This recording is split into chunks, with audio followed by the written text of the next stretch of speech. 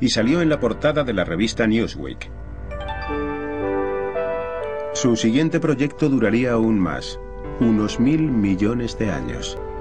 Sagan creó una grabación de imágenes y sonidos que viajaría en la nave Voyager hacia el espacio interestelar. Sagan trabajó estrechamente con la directora creativa del proyecto, Anne Drin. Dedicaron meses al gran proyecto de intentar capturar el mundo en un solo disco.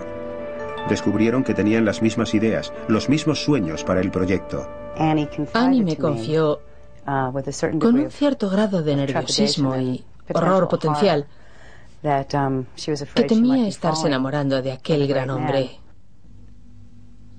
Carl Sagan sentía lo mismo. El 1 de junio de 1977 se confesaron uno al otro que estaban enamorados. Al descubrirlo fue una revelación, con la fuerza de una especie de verdad científica. Descubrimos algo que era una verdad básica, una especie de eureka. A pesar de las consecuencias y de lo difícil de las circunstancias, de hecho, nada lograría separarles. El terrible problema era que Carl estaba casado y tenía un hijo pequeño, Nick. Pero ante la relación trascendental que siempre había buscado, Carl abandonó a ambos por Annie. Mientras reunían los sonidos de un planeta para la posteridad, los recién enamorados entregaban corazón y alma uno al otro, y también al proyecto. Literalmente. Anne grabó los latidos de su corazón en el disco del Voyager.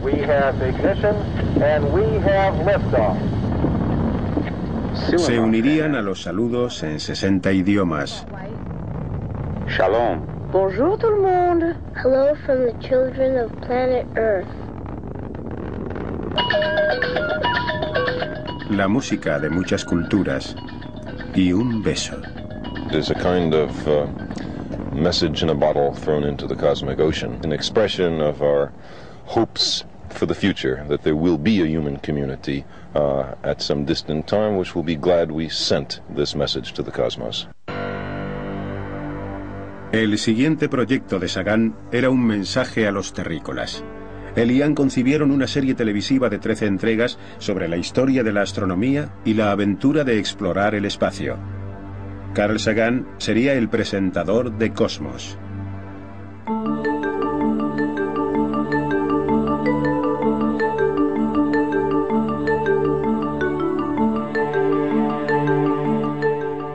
Tardaron 3 años en grabar Cosmos, en más de 40 exteriores en 12 países, desde Egipto hasta India.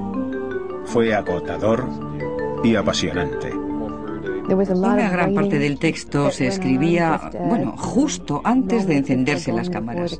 Surgían muchas buenas ideas repentinas.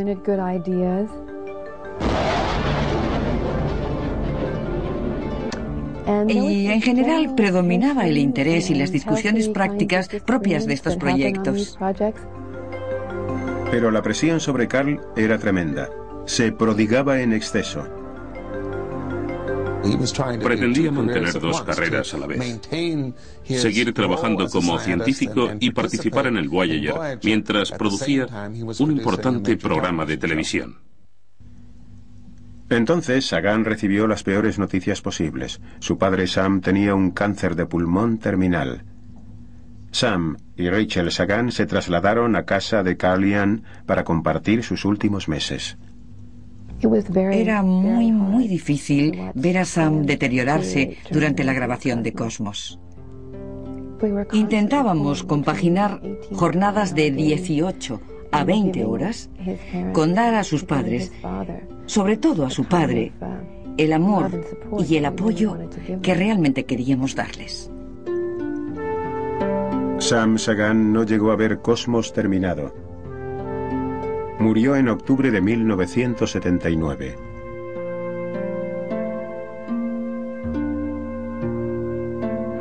The journey for each of us begins here. We're going to explore the cosmos in a ship of the imagination. It will carry us to worlds of dreams and worlds of facts. Come with me.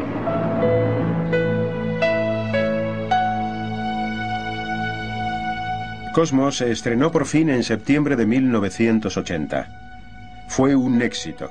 La serie de televisión pública más vista de la historia, seguida por más de 400 millones de personas en todo el mundo. Cosmos is a Greek word for the order of the universe. In a way, it's the opposite of chaos. The universe, now newly created, will, billions of years from now, be utterly destroyed. 8.64 billion years long. 10 billion atoms contemplating the evolution of matter. Tracing that long... Carl Sagan pasó a ser una presencia doméstica y volvió a salir en el Tonight Show. Más o menos. The universe is made up of billions and billions of galaxies. Aunque no recuerdes claramente verle por primera vez, forma parte del léxico común.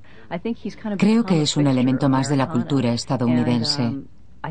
Y es una suerte para nosotros, porque sé el impacto que tiene en la siguiente generación. Y en cuanto a mí, en mi caso, tenía claro que existía alguien que hablaba de ciencia de forma comprensible. Casi un año después de estrenarse Cosmos, por fin concedieron a Sagan el divorcio de Linda.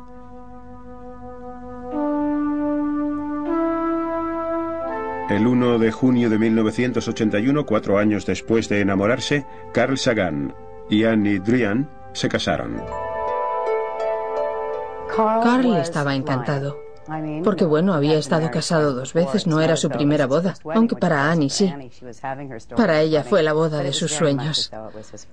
Pero para él fue casi como su primera boda, se reía nervioso. Fue una de las bodas más románticas que he visto. Mientras Carl Sagan y el amor de su vida, Annie Drian, se convertían en marido y mujer, la constancia de su historia de amor viajaba entre las estrellas. La nave Voyager enviaba imágenes sorprendentes de Júpiter y sus lunas, de Saturno y sus anillos, antes de abandonar el sistema solar. Pero en aquel momento Carl Sagan concentraba toda su energía, toda su atención, todo su asombro en un planeta, este.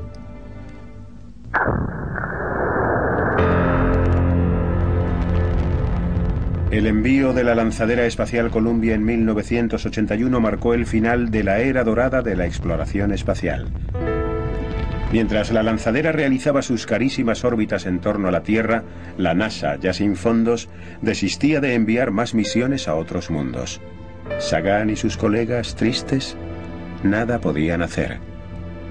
Shuttle is, they send 3, 5, 7 people up in a tin can, 200 miles up. They go around the Earth for a week and do something that tomato plants don't grow or something, and then they say, we've done space exploration. That's not space exploration. Space exploration is going to other worlds. Sagan criticaba la política de la NASA, pero su interés estaba centrado de nuevo en la Tierra. Tras tanta búsqueda, era el único planeta donde realmente había vida. Y al nacer su hija Alexandra en 1982, Sagan decidió hacer cuanto pudiera para proteger este frágil mundo. Entonces, en marzo de 1983, la propia vida de Sagan se vio amenazada por un apéndice tóxico. La apendectomía urgente no salió bien y Sagan casi murió desangrado. El cirujano me dijo, tiene que sacarlo de aquí, va a morir.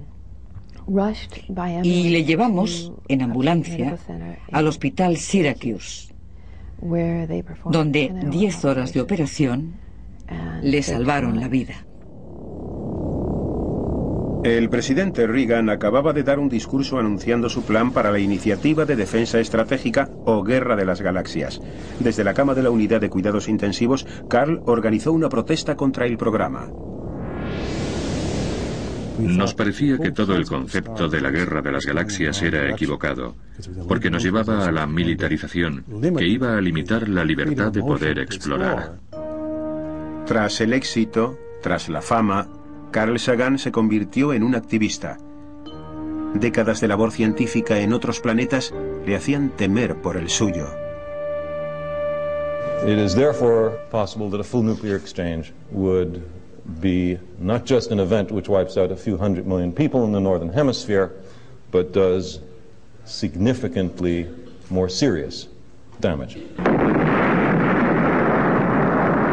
En 1983, Sagan, entre otros, firmó un polémico documento sugiriendo que una guerra nuclear, incluso limitada, podría producir un devastador invierno nuclear que helaría la superficie del planeta como las tormentas de arena que él había observado en Marte. An extraterrestrial visitor looking at what we've done would conclude that we have embarked on a mad course designed not to help but to end the modern technical civilization on our planet.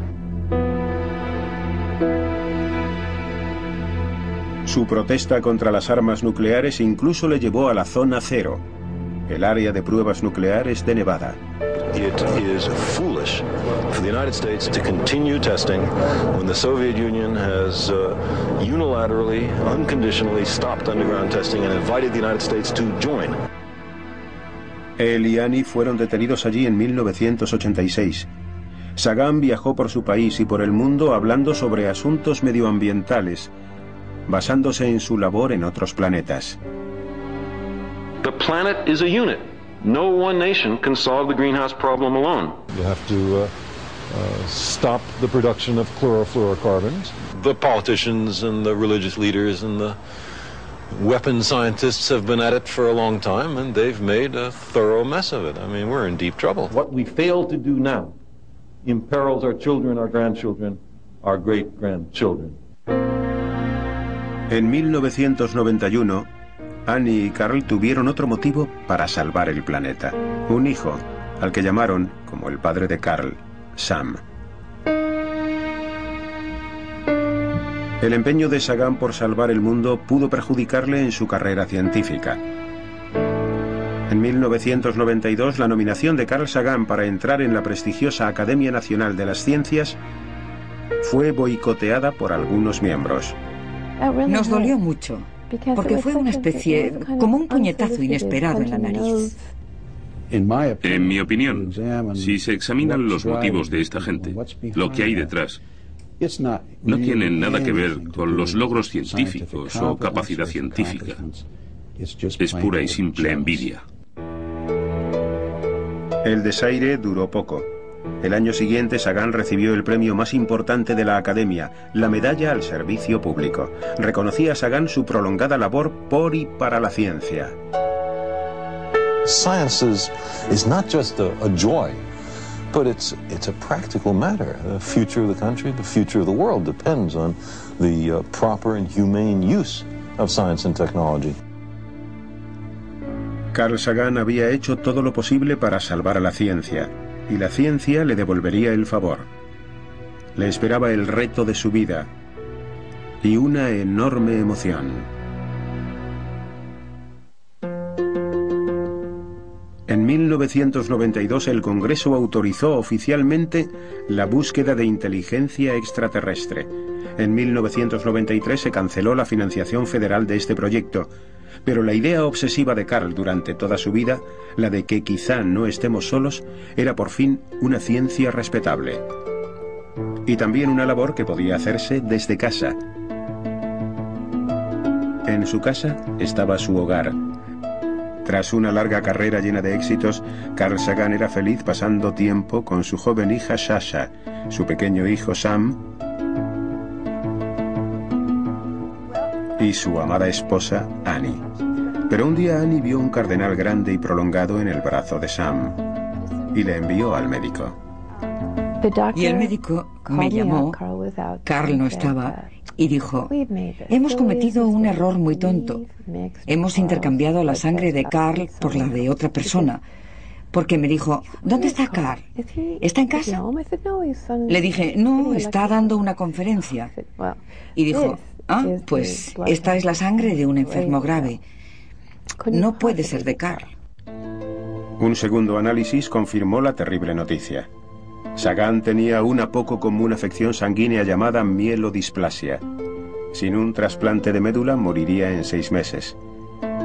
Carl debía hallar un donante perfectamente compatible. Su hermana era la única posibilidad.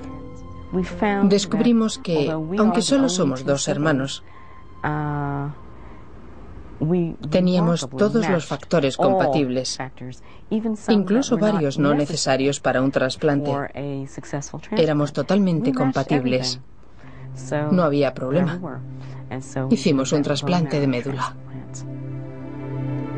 La operación fue un éxito, pero afectó mucho al paciente. Everything is, I'm glad to say, just fine. And the new book? New book is coming out in January. It's called what is it called? The Demon Haunted World, Science as a Candle in the Dark. And it's about science and pseudoscience, the importance of scientific thinking. Sagan no estaba tan bien como él decía. Tras otro análisis, se le hizo un segundo trasplante en julio de 1996. Otro proceso agotador mantuvo a Carl Sagan hospitalizado durante semanas. Pero al día siguiente de salir del hospital, una noticia parecía apoyar sus décadas de duro trabajo y especulaciones. Hay vida en Marte. Some of the countries and the world's leading space researchers today laid out the evidence for life on Mars. Its implications are as far-reaching and awe-inspiring as can be imagined. If there's life next door, there could be life anywhere. Un asteroide hallado en la Antártida mostraba restos fósiles quizá producidos por microbios marcianos. Aunque Sagan mantenía un sano escepticismo, la noticia fue como otra transfusión. Seguía débil, pero esto no le impidió unir su voz al asombro general. This was Sagan's take on today's extraordinary claim when we reached him by telephone. If it turns out that these microbes are indeed of biological origin, the implications are profound. They suggest that life can arise not just on one lonely planet, but on countless planets. It deprovincializes us. It gives us a profound sense of our place in the universe, and that we are not alone. Yo estaba ahí sentada con nuestros hijos, uno de 5 y la otra de 13 años, y se me saltaron las lágrimas. Les dije, esto es lo que hace vuestro padre recién salido del hospital, ¿sabéis? Volar hasta Marte, pensar en las posibilidades que puedan hallar las futuras generaciones. Las previsiones tras el segundo trasplante eran excelentes, aunque la recuperación sería lenta. Pero mientras se recuperaba, las posibilidades aventureras de su búsqueda de extraterrestres iban cobrando vida, al menos en la pantalla.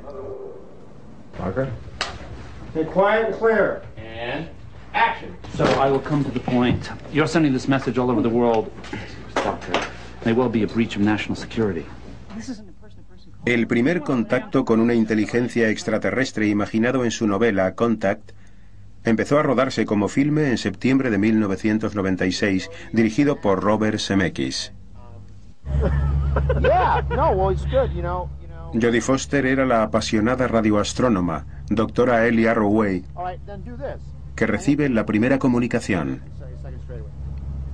En parte creo que Ellie es una extensión de Carl y de quién es él. Ella es en parte un genio y por eso se queda sola. Si eres genial, eso implica estar separado de nuestra generación y decir 2 más 2 son 5. Y tienes que aceptar el hecho de que todos se van a reír de ti y nadie te va a respetar. Tienes que creer consistente e independientemente que lo que buscas es más importante. Sagan ha dedicado su vida a buscar la verdad a base de elevadas especulaciones y de lógica pura y dura. Pocos científicos han hecho afirmaciones tan extraordinarias y menos aún han logrado apoyarlas con pruebas tan extraordinarias. Su carrera ha estado llena de asombro ante lo que es realmente verdad. Un estudiante le dijo, ¿sabe? Ha desacreditado todo aquello en que podíamos creer para sentirnos válidos. ¿Qué nos queda? A ver, ¿Qué nos queda? Y sin dudar un momento, Carl dijo, haz algo válido y te sentirás válido.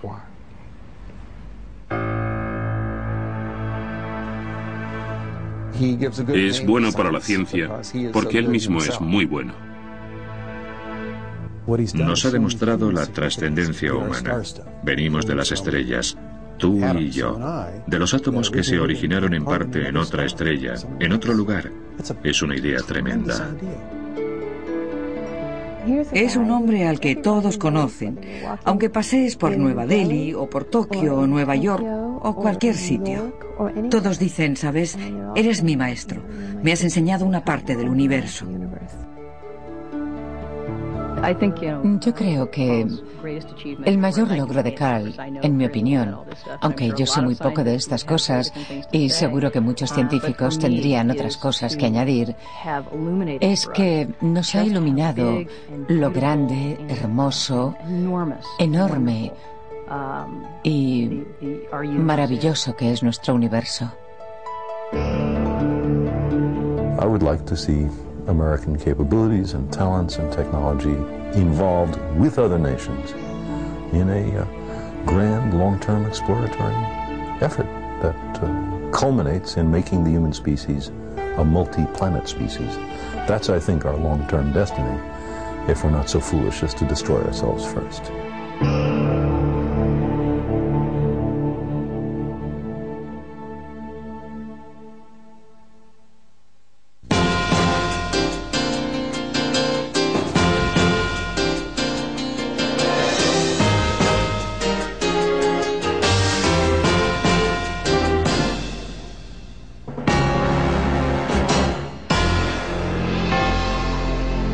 De 1977 se confesaron uno al otro que estaban enamorados.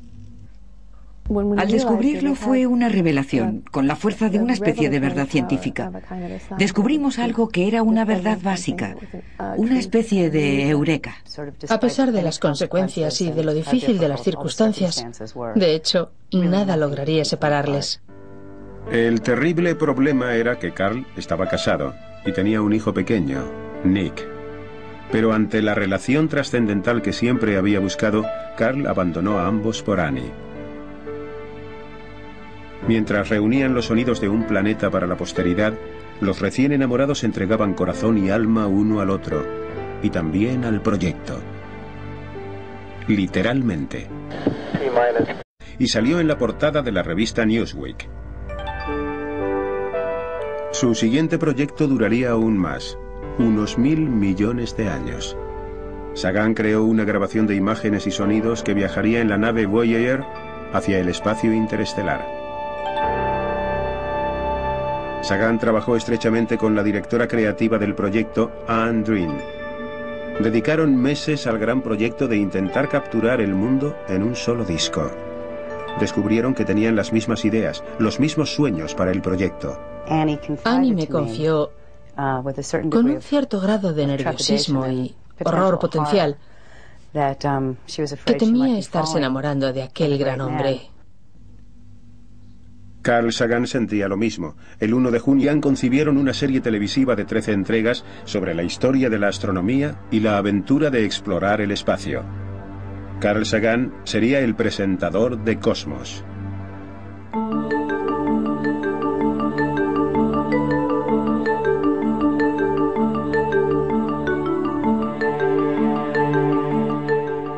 Tardaron 3 años en grabar Cosmos, en más de 40 exteriores en 12 países, desde Egipto hasta India.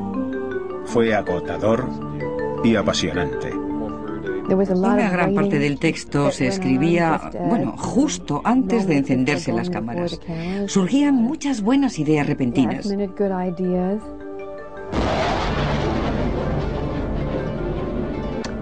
Y en general predominaba el interés y las discusiones prácticas propias de estos proyectos. Pero la presión sobre Carl era tremenda. Se prodigaba en exceso. Pretendía mantener 2 carreras a la vez. Seguir trabajando como científico y participar en el Voyager, mientras producía un importante programa de televisión. Entonces Sagan recibió las peores noticias posibles. Su padre Sam tenía un cáncer de pulmón terminal. Sam y Rachel Sagan se trasladaron a casa de Carl Ian para compartir sus últimos meses. Era muy difícil ver a Sam deteriorarse durante la grabación de Cosmos. Intentábamos compaginar. 10, 9, 8. Anne grabó los latidos de su corazón en el disco del Voyager.